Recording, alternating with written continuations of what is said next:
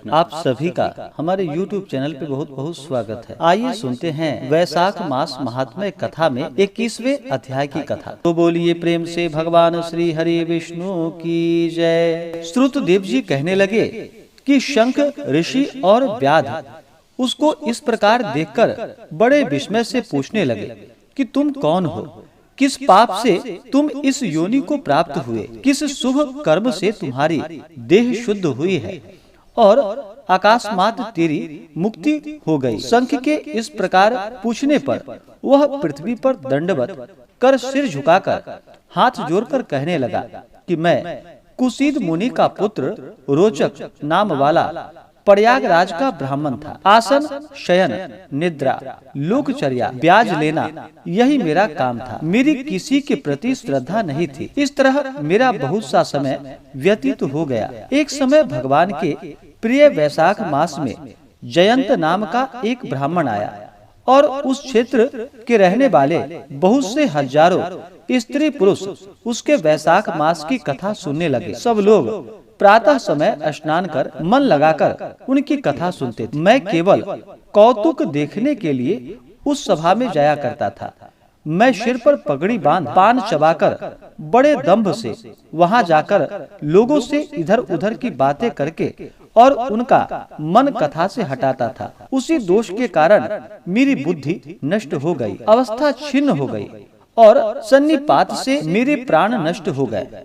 यमदूत मुझको पकड़कर बड़े भयंकर नरक में ले गए और मैं वहां 14 मनमंतर तक अनेक दुख भोगता रहा। उसके बाद 84 लाख योनि भोग कर इस रूप में वृक्ष के कोटर में बैठा हूँ। देव योग से आपके मुख से निकली हुई कथा को सुनकर मेरे सभी पाप नष्ट हो गए। अब सर्प की योनि छोड़ तथा दिव्य देह धारण कर आपकी शरण में आया हूँ। मैं नहीं जानता कि आप मेरे पूर्व जन्म में कौन से बंधु हैं।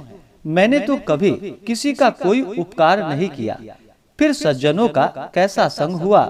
आप मुझ पर कृपा करिए जिससे मेरी बुद्धि धर्ममय हो जाए, भगवान के चरणों में प्रीति बनी रहे, क्योंकि सज्जनों की संगति कभी वृथा नहीं जाती। मुझसे कभी अधर्म न हो और नहीं अहंकार हो। मैं सदैव दरिद्री ही रहूं, क्योंकि दरिद्री आपके लिए भजन रूप है। इस प्रकार स्तुति कर हाथ जोड़ मुनीश्वर के आगे खड़ा हो गया। शंख मुनि ने बड़े प्रेम से उसको उठाया और उसके स्पर्श मात्र से सब पाप नष्ट हो गए। फिर उस दिव्य रूपधारी ब्राह्मण पर कृपा करके सब वृतांत कहने लगे कि हे ब्राह्मण, वैशाख मास में भगवान विष्णु का महात्म्य सुनने मात्र से तेरे सभी पाप नष्ट हो गए।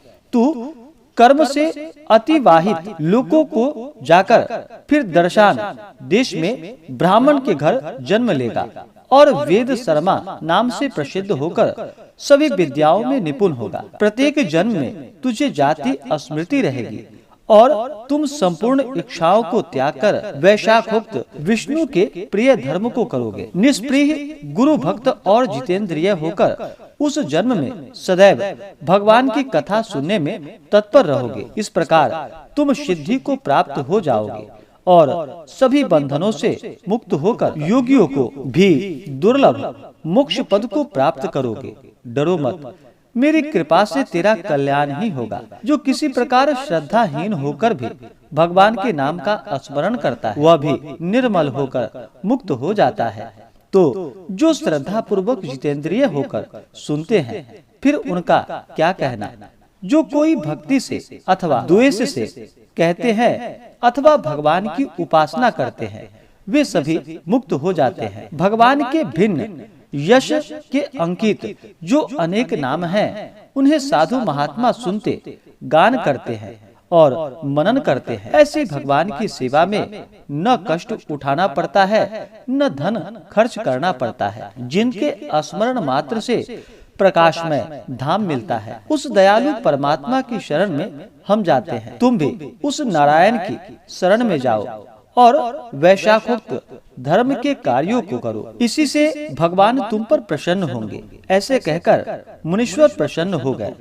तब व्याध को देखकर वह दिव्य पुरुष मुनीश्वर से कहने लगा कि महाराज, मैं धन्य हूँ और आपकी कृपा से मेरे पूर्ण भाग्योदय हो गया है। आपने मुझ पर बड़ी कृपा की, जिससे मेरी यह दुष्ट योनि चली गई। ऐसा कहकर वह परिक्रमा कर आज्ञा ले स्वर्गलोक को चला गया। जब संध्या हो गई तो शंख मुनि व्याध सहित रात्रि को वहाँ ही रहे और शंख मुनि भगवान के अनेक अवतारों और इतिहासों की कथा सुनाते रहे। प्रातः काल ब्रह्म मुहूर्त में उठकर शौच आदि क्रिया से निवृत्त होकर सूर्योदय से पहले ही स्नान कर संध्या बंदन और तर्पण आदि करके व्याध को बुलाकर उसके सिर पर प्रेक्षण कर वेद से भी अधिक शुभदायक फल देने वाला राम 2 अक्षर का मंत्र जपने के लिए बतलाया। शंख कहने लगे कि हे व्याध, विष्णु का नाम अनेक पापों को दूर करने वाला है। इससे हे व्याध, तुम निरंतर राम नाम का जाप करते रहो। राम नाम का निरंतर जप करने और वैशाखोक्त धर्म का पालन करने से तुम्हारा जन्म वाल्मीकि ऋषि के कुल में होगा और तुम वाल्मीकि नाम से प्रसिद्ध होंगे। इस प्रकार यह सब बातें व्याध को सुनाकर शंख मुनि दक्षिण दिशा की ओर चले गए और व्याध कुछ दूर उनके पीछे जाकर हाय हाय करके वियोग में रोने लगा। जब तक वह नेत्रों से ओझल न हुए उन्हीं की तरफ देखता रहा। फिर उठकर वन को स्वच्छ कर उस मार्ग पर प्याऊ लगाकर वैशाखोक्त धर्मों का पालन करने लगा। वन के कैथ, पनस, जामुन आदि फलों को इकट्ठा करके श्रम से थके पथिकों को भोजन कराता। जूते, चंदन, छतरी, पंखा आदि से पथिकों की सेवा करता। उनको बालू का बिछौना बिछाता तथा रात दिन राम नाम का जाप करने लगा। इस प्रकार जन्म बिताकर वाल्मीकि ऋषि के घर में जन्म लिया। उसी सरोवर के किनारे कृणु नाम के ऋषि दुस्तर तप कर रहे थे। उनके शरीर पर बहुत दिन तक समाधि लगाने से दीमक की बाम्बी बन गई थी। इसी कारण उनको वाल्मीकि ऋषि कहने लगे। तप के अंत में स्त्रियों के गाने के शब्द सुनकर उनका मन चलायमान हो गया और एक भील जाति की स्त्री से उनके वाल्मीकि नाम का पुत्र उत्पन्न हुआ।